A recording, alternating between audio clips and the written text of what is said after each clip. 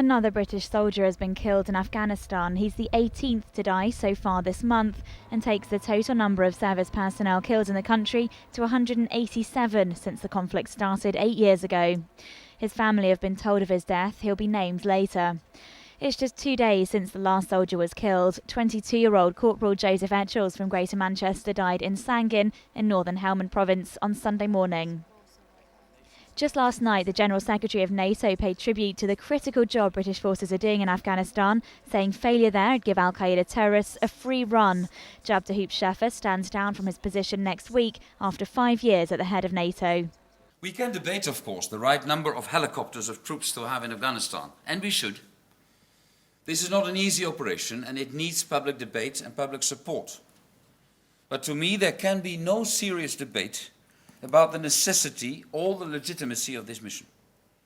If we were to walk away, Afghanistan would fall to the Taliban with devastating effects for the people there, women in particular.